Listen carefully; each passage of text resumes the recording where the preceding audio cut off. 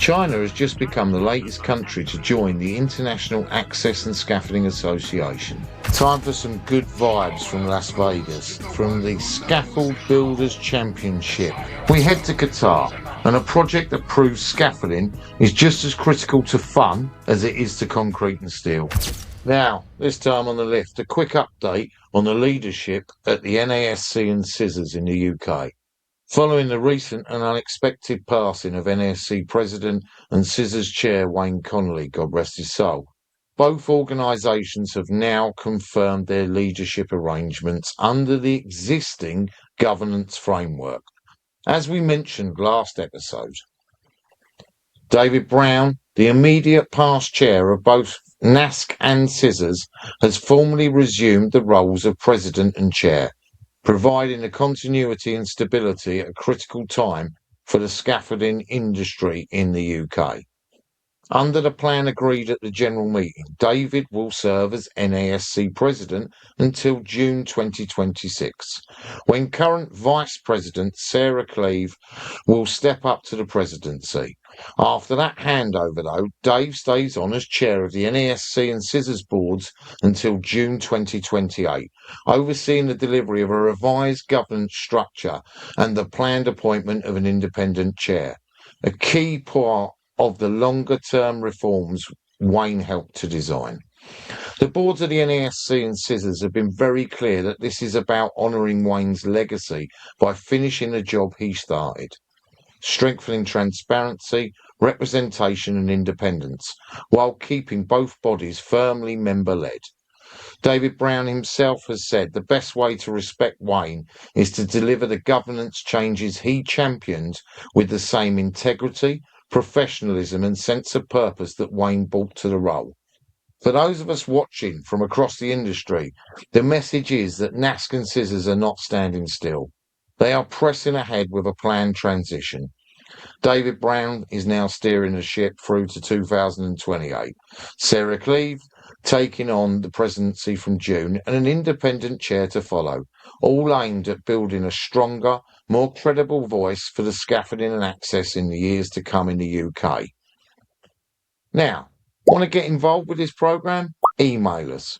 We are looking for a sponsor so we can do more and get the messages out about the world's greatest trade.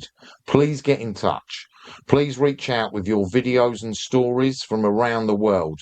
Let's spread the message of scaffolding, the world's greatest trade. And remember, together we're stronger. Next on the lift, news on the global stage. And this time it's about China stepping into the room. China has just become the latest country to join the International Access and Scaffolding Association, with the China Formwork and Scaffold Association signing up as a full member of IASA's growing global network. The CFSA is the national body that represents China's formwork and scaffolding in construction engineering sectors, and it's deeply involved in their country in writing technical standards. Its aims are to drive safety improvements and push innovation across that market. For anyone that heard our last episode, you'll remember we discussed the Hong Kong Tower fire, where flames raced up scaffolding, netting and scaffolding, killing more than 100 people and forcing China to have a fundamental rethink of scaffolding fire standards. That tragedy underlined in the starkest way possible that standards and enforcement around access systems, netting, ties and materials in that region must change. China's National Association, now joining a global body that exists to share best practice and raise the bar on safety, couldn't be more timely. So what is the IASA? The International Access and Scaffolding Association brings together leading national scaffolding trade bodies from around the world to create a single global voice for our industry's trade bodies. Its focus is on collaboration and knowledge sharing, improving the image of scaffolding, developing global talent pipelines, and strengthening compliance and working towards more consistent high-quality training and standards across borders. IASA has been expanding steadily since its launch, with founding members from the UK, USA, Japan, Malaysia, Australia, New Zealand and others. And now China joining adds enormous weight in terms of the scale and experience and influence. The association has been clear that it sees international collaboration as central to improving safety, professionalism and consistency in access scaffolding, and bringing China formally into that conversation is a big step, hopefully in the right direction. Wayne Connolly was chair of IASA2. Publicly available updates name Wayne Connolly as chair of the International Access and Scaffolding Association. But as of late January 2026, no successor has been formally announced in any trade press statements. We need to watch this space and see who's going to lead this trade body association into the next generation, into the next phase. Will they care and will they push on like Wayne wanted to? Will they respect a legacy that's partly built? Will they actually care about what the scaffolder wants, or will it only be from the trade body and ultimately companies' point of view? Vegas, baby, AK, baby. Time for some good vibes from Las Vegas. And they are coming straight from the Scaffold Builders Championship at World of Concrete. A Maryland-based scaffolding company has successfully defended its championship title at the United States' most prestigious scaffold building competition, held at the World of Concrete trade show in Las Vegas. Scaffold Resource from Lanham, Maryland, completed the time challenge in 1 hour, 20 minutes and 55 seconds to claim their second consecutive victory at the SAIA competition on the 20th of Jan. Credit where it's due, they were smooth and efficient. With a very limited time to view the drawing, a couple of hours, it was like they had built it several times before. They're a great team and were lovely to meet and chat to. If you have never seen it, picture this. The Las Vegas Convention Center, World of Concrete in full swing, and right in the middle of it all, a live arena where scaffold crews go head to head to build and dismantle under the clock. This is the SAIA Scaffold Builders Championship. It's organised by the Scaffold and Access Industry Association USA and supported by sponsors such as AtPac and Layer. And it has become one of the standout showcases of pure scaffolding skill anywhere in the world. I did a live feed on TikTok. Go check it out. Yes, that's right. I was there. We have a special edition of the lift dropping next week on Dr Scaffold and AK Scaffolding's team and our adventures across Vegas next week. It's a celebration of the underdog and the joy of competitive scaffolding and what it brings. Crews come in from across the industry, each team with 4 erectors and a coach, all of them convinced that they have what it takes to be the best of the best. Brief sounds simple. Take a system scaffold design, build it safely and correctly, then dismantle it. Faster, cleaner and more accurately than the other teams. But on the day, with the noise, the crowd and the judges watching every move, it becomes a true test of planning, communication and composure under pressure. What makes this event so positive for the trade is the way it celebrates the right things. Teams are judged on safety first, then on accuracy, then on speed. That means harness discipline, correct locking, proper bracing and neat decks, not just who can throw the most gear up in the shortest time. As one judge put it, this is not just about speed, it's about doing it right. The atmosphere was electric. You have scaffolders who normally work in refineries, on high-rises, or maybe an industrial plant, suddenly performing their craft like a live sport in front of peers, clients and the wider construction world. The championship gives scaffolders the spotlight they deserve in the USA. Problem solvers, planners and technicians who keep everyone else working safely at height on site. For the teams, just getting to Vegas is a win. Some have months of training, drilling sequences, refining communication and building trust under pressure. For the rest of us watching, it's a reminder of what makes scaffolding special. Teamwork, professionalism and the satisfaction of seeing a perfectly executed build and dismantle. Competitive scaffolding, like the SAIA Championship, shows the public what we already know as scaffs. Ours is a world-class trade, and when you put the best crews on a stage, they absolutely rise to the occasion. Big shout out to the SAIA and Paige, Jackie and Christina for what was a well-organised event, creating memories and friendships that will last forever, showcasing the world's greatest trade. Watch the special next week. Please like, subscribe and share this programme. We are nothing without you scaffs spreading the word. Please send us your videos and stories from across the globe. Let's make this programme a message of positivity and love for the world's greatest trade. Bricklayers, it's not you, it's us, the scaffs. AK baby, Vegas baby. Watch the special next week.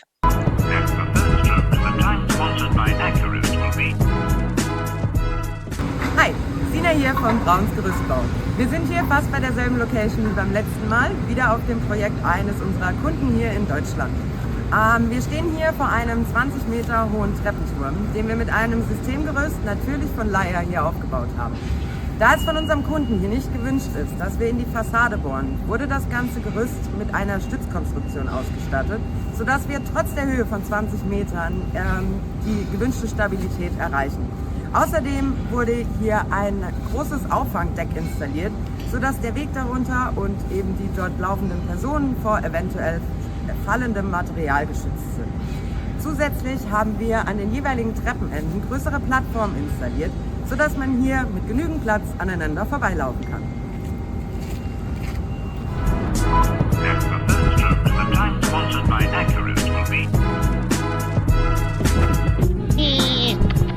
What's up, Doc?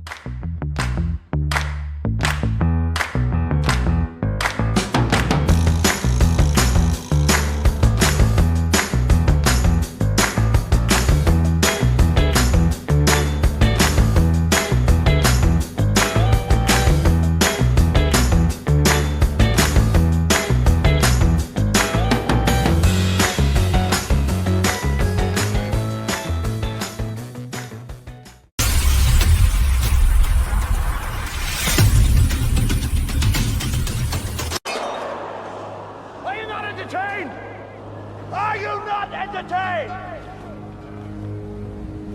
Is this not why you are here? Elsewhere in world news, we head to Qatar, and a project that proves scaffolding is just as critical to fun as it is to concrete and steel. Engineered by APAC Ringlock, it's been used to support Qatar's longest zipline, a 200-metre installation that needed a robust two-tower scaffold solution to safely launch and receive riders. Rather than improvised platforms, the design uses fully engineered ringlock towers, giving predictable load paths, high stability, and the ability to fine-tune deck heights and clearances for both the zipline, hardware, and the public access routes. One of the key benefits highlighted is load control and housekeeping. The modular ringlock layout keeps the structure clean and open, reducing trip hazards for users and staff moving around the towers.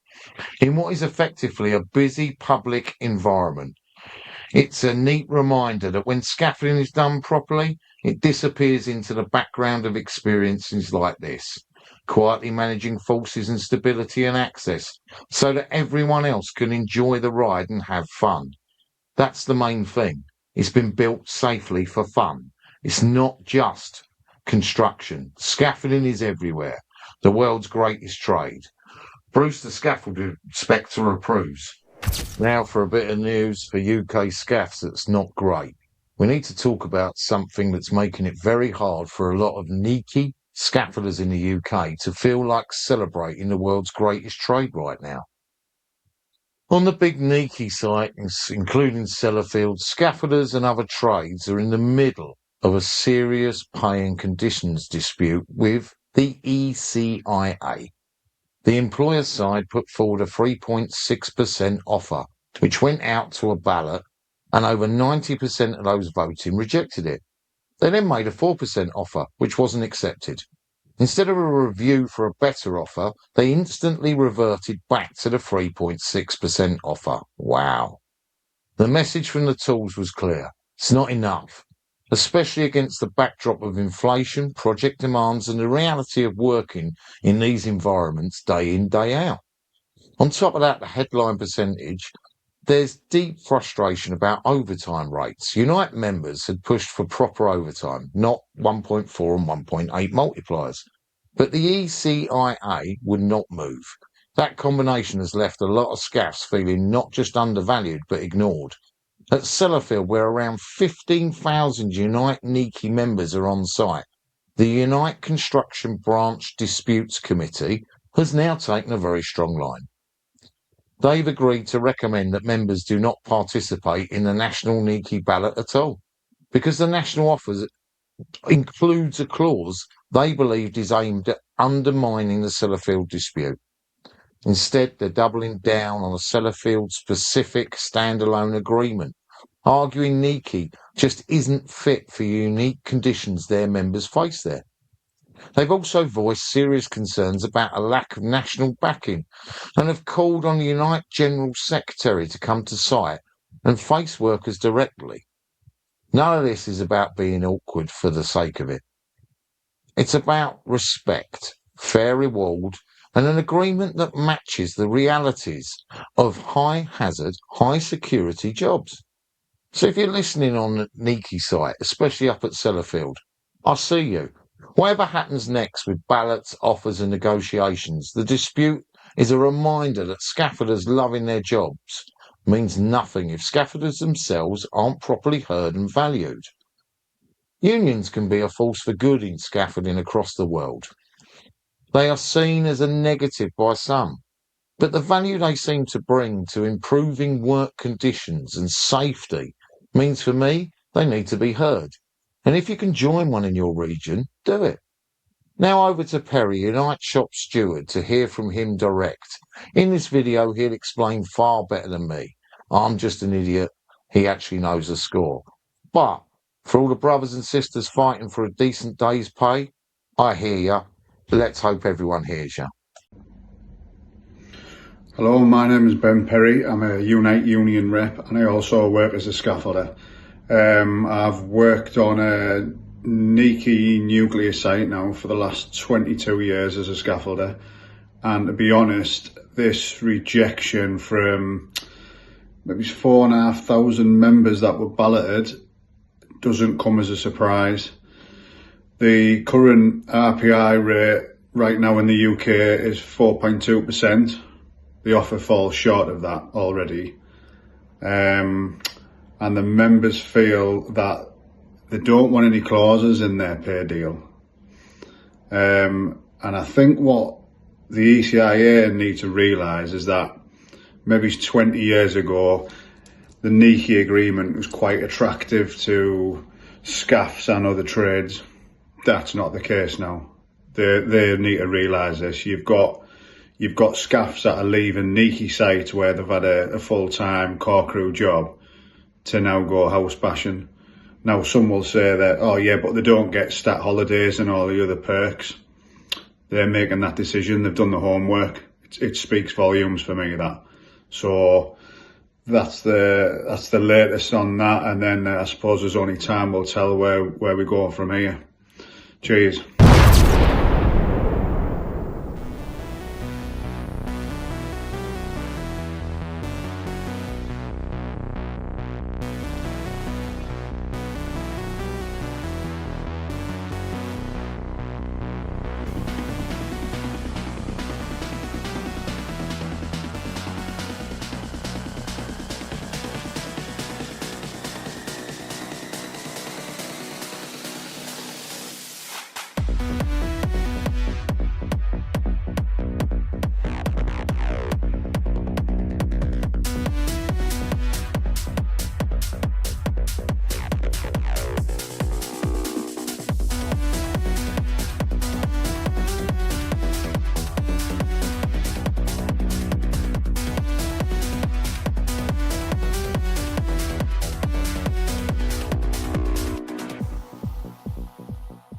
Hola, ¿cómo estás? This week on the Lift, the big story from Latin America is not a single project or incident, but the sheer scale of scaffolding growth across the region. A new January 2026 analysis of scaffolding, shuttering and propping equipment in Latin America and the Caribbean shows the market on a strong upward curve, with total consumption expected to push towards around 1.2 million tonnes and roughly 2.8 billion US dollars in value by 2035. That's a serious volume of kit, and it reflects a pipeline of infrastructure, commercial and industrial work that will keep scaffolders busy across that continent for years to come. Brazil, Chile and Colombia are at the heart of this story, together accounting for about 65% of all regional consumption as of 2024. Mexico is flagged as one of the fastest growing markets though. On the production side, Brazil, Colombia and Chile again dominate, jointly providing about 70% of regional output, which means Latin America is not just buying scaffolding, it is increasingly making it too. For manufacturers, rental companies and contractors, the message is clear. Latin America is a growth arena with room for investment in better systems, better planning, tools and higher safety standards. Latin America is coming to the fore, but market growth always has to be held in tension with safety. Recent coverage and social clips have shown how quickly things can go wrong when basic design and installation principles are not followed, including widely shared footage of scaffolding collapses in Sao Paulo that have circulated in the last year. Those images underline why the expanding Latin American market must be matched by rigorous training, competent supervision and proper engineering, so that the boom in scaffolding volume is matched by a boom in scaffolding professionalism. I know they can do it. I love you, brothers and sisters of Latin America. We can all push forward. Together we're stronger. Let's all unite, raise our game and up the word of scaffolding around the world, the world's greatest trade. Thank you so much for watching. That's the end of the episode. We are looking for a major sponsor of this podcast so that we can do more work getting around the world, getting videos, getting stories out there of the world's greatest trade. Please get in touch if you wish to sponsor us. Scaffs, together we're stronger. Thank you so much for watching. Please subscribe. And for first strokes, the time sponsored by Accurate.